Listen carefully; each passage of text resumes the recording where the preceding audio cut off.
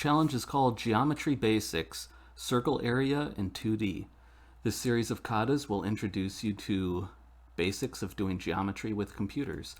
Write the function circle area, which takes in a circle object and calculates the area of that circle. And they show us below what the circle class looks like. They made this, and we get to work with it. So this is handy. We can see what sort of properties we have. And naturally they have a radius, which is what we'll need. And then they also have a point, which could say where this circle is centered on a Cartesian coordinate system. You know, you can imagine that XY plane where the circle might be centered. It might be around the origin, it could be somewhere else.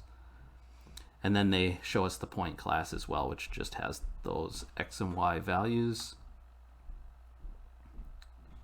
And then we just have to return the area of the circle. They have a note that the tests round answers to 6 decimal places, and the return type is a double, which we can see over here. So we'll deal with that if we have to. So yeah, this circle will be handy right here. We need the radius. So this comes down to knowing the formula for the area of a circle.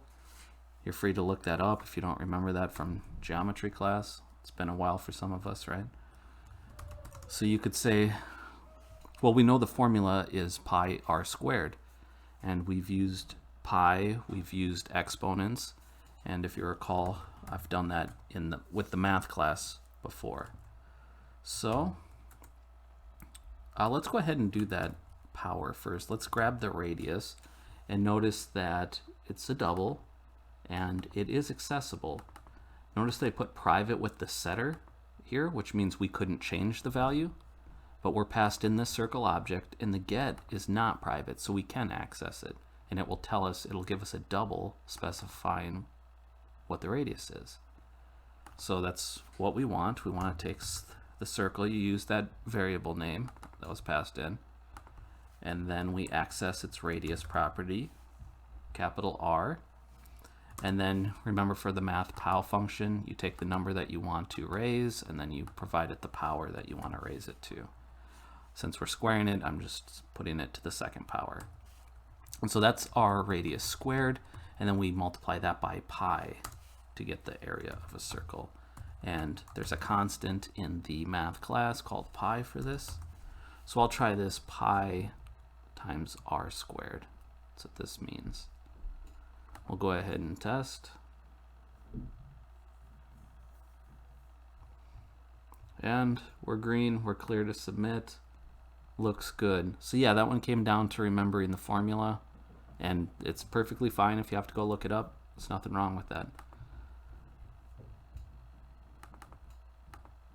And yeah, there we have it. I'll go ahead and submit mine. This was kind of a nice challenge in that, you know, it was getting started with working with classes that you didn't make. You know, you look at their public interface to figure out how you can work with them. And so that's nice, because that's the kind of situation you deal with in the real world. You use not only the classes that you make, but classes that a lot of other people make.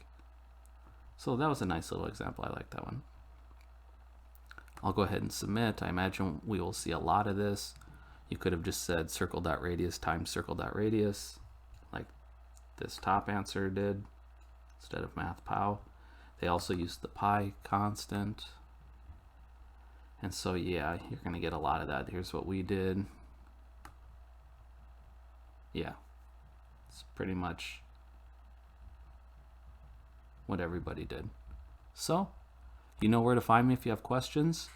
Otherwise, I look forward to the next challenge. Thanks for watching.